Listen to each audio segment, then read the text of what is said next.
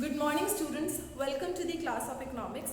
Yesterday we had started with the another book that is Statistics for Economics and we have started with its first chapter जिसमें हमने basic of economics के बारे में पढ़ा था, economic activities discuss करी थी एंड उसका सिग्निफिकेंस क्या है स्टैटिस्टिक्स का इकोनॉमिक्स में, इस चैप्टर में हमने पढ़ना है।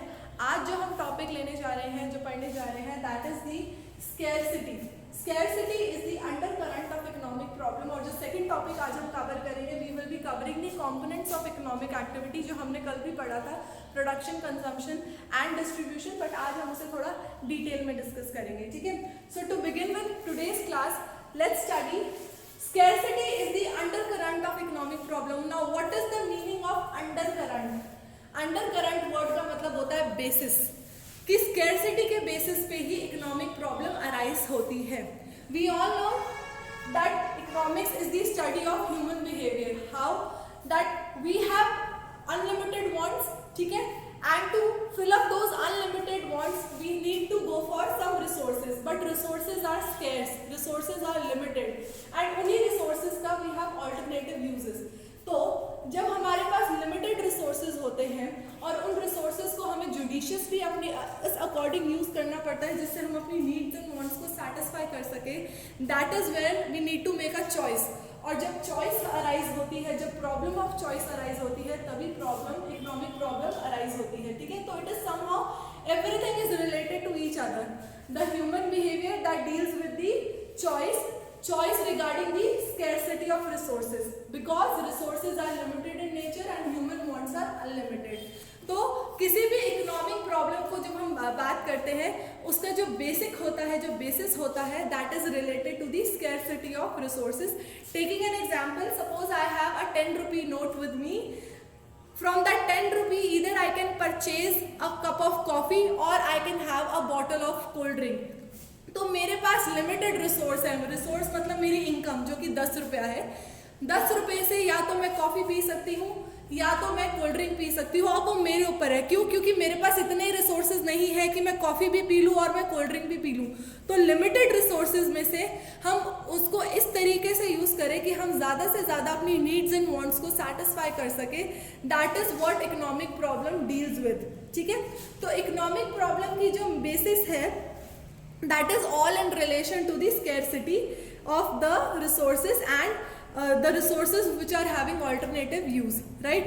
जैसे कि एक वर्कर है, वो वर्कर जो है फैक्ट्री ए में भी काम कर सकता है, बी में भी काम कर सकता है और सी में भी काम कर सकता है। Now he has to make a choice कि वो ज़्यादा से ज़्यादा इनकम जनरेट कर सके, तो उस बेसिस पे उसको कौन सी फैक्ट्री में काम करना पड़ेगा। तो जहाँ पे कहीं पे भी अगर हमें चूज़ करना पड़ता है, हमें कोई चॉइस फेस करनी पड़ती है, वहाँ पर इकोनॉमिक प्रॉब्लम जो है अराइज करती है। क्यों? क्योंकि वहाँ पे ह्यूमन बिहेवियर के बारे में पढ़ना पड़ता है, that how the human would tackle this problem of choice and last में what is the option that he will choose to maximize his satisfaction, okay? So इसी बेसिस पे, इसी स्टडी के बेसिस पे the Robbins, who is a great economist of his time, उसने define किया economics को, you can see it on the board, a science that studies human behaviour as a relationship between end and scarce means which have alternative uses, right. तो जितने भी resources हमारे आसपास available हैं, उनको हम किस तरीके से यूज कर सकते हैं जिससे हम ज़्यादा से ज़्यादा अपनी नीड्स एंड वांट्स को सेटिस्फाई कर सके। ये हमने पहले भी 11th में जब हमने माइक्रो इकोनॉमिक्स स्टार्ट किया था, फर्स्ट चैप्टर, उसके बेसिक इंट्रोडक्शन में भी इसी चीज़ के बारे में ग्रेट डिस्कशन हुआ था, that how we tackle with the problem of choice which is nothing but an economic problem of scarcity of resources, okay. So this is about the economic problem, ठीक है। ये हम पहले भी पढ़ चुके हैं। आई होप आपको और अच्छे से इस कॉन्सेप्ट के बारे में समझ में आ चुका होगा। जिसको उस टाइम पे भी क्लियर नहीं हुआ होगा, he or she can again go through this topic and revise it thoroughly, that what is the essence of economics। हम इकोनॉमिक्स के बारे में क्यों पढ़ रहे हैं, क्या बेसिक चीज़ है जो इकोनॉमिक सब्जेक्ट को फॉर्मुलेट करती है। तो that we have covered till here, okay. Now next topic is the 3 distinct components of economic activity। So अभी तक हम इकोनॉमिक्स के बारे में, इकोनॉमिक प्रॉब्लम के बारे में, इकोनॉमिक एक्टिविटी के बारे में काफ़ी कुछ पढ़ चुके हैं। Let me give you a quick revision once again। Economic activity is any activity which happens in an economy which generates income. किसी भी एक्टिविटी में जहाँ इनकम जनरेट होगा, that is economic activity. You go to the restaurant, a chef makes food for you, that is a part of his economic activity, क्योंकि chef को जो है आप खाना खाओगे और आप शेफ को पैसा देकर आओगे, आप उस रेस्टोरेंट में पैसा देकर आओगे। बट सेम खाना जब घर पे आपकी मम्मी आपके लिए कुक करती हैं, आप घर पे खाते हो, तब आप अपनी मम्मी को पैसा नहीं देते। Why? Because your mother is involve in non economic activity. तो जहाँ पर जनरेशन ऑफ इनकम होगा, अर्निंग ऑफ इनकम होगा, those activities are related to economic activity, right? And non-economic activities are any activity जहाँ पे there is no generation or creation of income. Now we all know that economic activities are divided into three parts: production, consumption and distribution. So let us study it in detail. Consumption. Now we as a student of economics, it is important for you to know कि human being का जो behavior है और consumer का जो behaviour है, जब हम मार्केट में जाते हैं हमारे पास बहुत सारे ऑप्शंस होते हैं, ठीक है, जिनसे हमारी नीड्स एंड वांट्स जो है वो सेटिस्फाई हो सकती हैं। पर जब हम मार्केट जाते हैं हमारे पास एक ब्रैकेट ऑफ इनकम भी होता है कि हम इसके बियॉन्ड जो है स्पेंड नहीं कर सकते। हमारे पास लिमिटेड रिसोर्स है और लिमिटेड रिसोर्स या लिमिटेड मीन्स में आता है हमारा इनकम। अब उस इनकम को हम अलग अलग गुड्स एंड सर्विसेज में कैसे, जो उसके मार्केट प्राइस पे हम कैसे खरीदते हैं, वो जो स्टडी है, ठीक है, वो जो ह्यूमन बिहेवियर है, that is the study of economics, ठीक है। तो study of consumption is the study of consumer behaviour. Now we will formulate a standard relationship likewise कि जो प्राइस जिस गुड्स के ज़्यादा होंगे आप उसे कम खरीदोगे, right? This is a general tendency. Suppose you went out to buy clothes for you, ठीक है, आप किसी मॉल में गए या कहीं मार्केट में गए, वहाँ पे अलग अलग ब्रांड्स अवेलेबल हैं, तो जहाँ पे ज़्यादा सेल लगी होगी या यहाँ जहाँ पे सेम चीज़ जो है कम प्राइस पे मिल रही होगी, आप वहीं जाएंगे। तो जिस चीज़ का प्राइस कम होता है आप उसे ज़्यादा खरीदते हो। तो this theory is known as consumption theory. तो consumer have to deal with the consumption theory where they behave in a manner कि जहाँ उनके प्राइस ऑफ गुड्स जो है कम होंगे वो ज़्यादा परचेज करेंगे, और जहाँ प्राइस ऑफ गुड्स ज़्यादा होगा वहाँ वो कम परचेज करेंगे। So this explains the consumption theory, and consumption theory is related to the mindset of consumer, that how he deals with when he is in the market, how he deals with this situation कि जब उसके पास limited resources हैं तो वो किस तरीके से अपने resources को यूज़ करे कि वो ज़्यादा से ज़्यादा needs and wants को satisfy कर सके। और वो तभी हो सकता है कि जब वो लिमिटेड मीन्स से ज़्यादा शॉपिंग कर सके, और ज़्यादा से ज़्यादा शॉपिंग तब होगा जब आप जिनके प्राइस कम है, जिन प्रोडक्ट्स के प्राइस कम है वो ज़्यादा खरीदते हैं, ठीक है। तो this is a general human behaviour that comes under the economic activity. Second economic activity is production. Producers also, when they get involved in production, they have wide range of goods and services जिन्हें वो जो है produce करते हैं, right. But उनको produce करने के लिए जो रिसोर्सेज मिलते हैं पीछे से, जो रॉ मटेरियल मिलता है वो लिमिटेड मिलता है, ठीक है।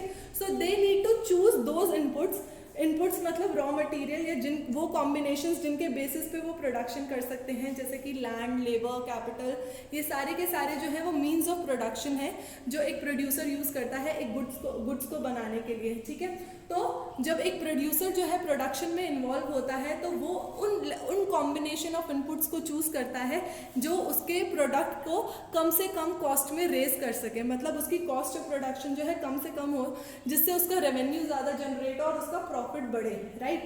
बिकॉज अब प्रोड्यूसर जैसे कंज्यूमर जो है अपनी नीड्स एंड वांट्स को सेटिस्फाई करने के लिए कंज्यूम करता है, वैसे ही प्रोड्यूसर जो है अपने प्रॉफिट्स को इंक्रीज करने के लिए प्रोडक्शन करता है। तो इसलिए study of production relates to the producers behaviour when he formulate certain relationship कि जिस फैक्टर का, जिस इनपुट का प्रोडक्टिविटी ज़्यादा है वो उसको ज़्यादा यूज़ करेगा, और उन फैक्टर्स को पर्टिकुलरली वो ज़्यादा यूज़ करेगा जिससे उसकी कॉस्ट ऑफ प्रोडक्शन जो है वो कम हो सके। So this is known as production theory, okay. Students, let me inform you कि ये जो हम कंजम्पशन थ्योरी और प्रोडक्शन थ्योरी की हम बात कर रहे हैं, इनसे रिलेटेड अलग अलग डिटेल्ड चैप्टर्स हैं जो फर्दर आपके सिलेबस में हमें कवर करने हैं। This is just a basic introduction, ठीक है। आपको आगे फर्दर चैप्टर जब हम इनके करेंगे, जब कंज्यूमर रिलेटेड चैप्टर्स पढ़ेंगे, प्रोड्यूसर रिलेटेड चैप्टर पढ़ेंगे, तब उन टॉपिक्स को हम डिटेल में डिस्कस करेंगे. अभी it is just for you to know that how consumer behaviour and producer behaviour forms the part of economic activity. Okay, now coming to the third part. Third is related to distribution. Distribution of the income और दी जब production की जाती है तो income generate होती है, तो उस इनकम को किस तरीके से फैक्टर्स ऑफ प्रोडक्शन में डिस्ट्रीब्यूट करना है. This is related to the theory of production only. Producers जो हैं अलग अलग फैक्टर्स ऑफ प्रोडक्शन जो है इन्वॉल्व करते हैं in the process of production, जिसमें लैंड, लेबर, कैपिटल और एंटरप्रेन्योरशिप आता है. ठीक है, ये जो फैक्टर्स हैं ये सोसाइटी से ही बोरो करते हैं. ठीक है, जिस सोसाइटी में वो ऑपरेट कर रहे हैं वहीं से वो बोरो करते हैं. तो इन फैक्टर्स को जब वो यूज़ करते हैं तो इनके लिए उनको लैंड के लिए रेंट, लेबर के लिए वेजेस, कैपिटल के लिए इंटरेस्ट और एंटरप्रेन्योरशिप के लिए प्रॉफिट जनरेट होता है. ठीक है, तो किस तरीके से वो अपनी इनकम को डिस्ट्रीब्यूट करते हैं अलग अलग फैक्टर्स में, that is the process of distribution. ठीक है, इस पर्टिकुलर स्टडी को हम डिस्ट्रीब्यूशन थ्योरी बोलते हैं, जो हम फर्दर आगे चैप्टर्स में डिटेल में डिस्कस करेंगे. ठीक है, तो ये कुछ इकोनॉमिक एक्टिविटीज़ हैं जिनके बेसिस पे हम कंज्यूमर बिहेवियर, प्रोड्यूसर बिहेवियर और डिस्ट्रीब्यूशन बिहेवियर के बारे में पढ़ते हैं, which is completely related to the study of economics and economic problems. ठीक है, इसके अलावा इकोनॉमी में कुछ और प्रॉब्लम्स भी अराइज होती हैं, जैसे कि problem of unemployment, problem of poverty, illiteracy. But ये जो है ये प्रॉब्लम्स अराइज होती है एट दी इकोनॉमी लेवल. ठीक है, where we are dealing with the economy as a whole. यहाँ पे जब ये प्रॉब्लम्स अराइज होंगी तो here we are dealing at a consumer level, here we are dealing at a producer level and here we are dealing at a distributor level, right? But जब पूरी economy में कुछ ऐसी सर्टेन प्रॉब्लम्स आती हैं जो पूरी इकोनॉमी साथ के साथ फेस कर रही होती है, तो उसका जो होराइजन होता है, उसकी जो डेप्थ होती है वो बहुत ज़्यादा होती है, तो उसे हम कवर करते हैं in the aspect of microeconomics. ये भी आप पहले पढ़ चुके हैं. ठीक है, so this was all about. अभी के लिए it is more than enough for you to know कि what are the basic components of economic activity और कैसे हम इसको जो है आगे फर्दर पढ़ेंगे और डील करेंगे. ठीक है, so this was all for today's class. From our next class we are going to start with the concept of statistics. In case if you have any problem, just let me know. Thank you.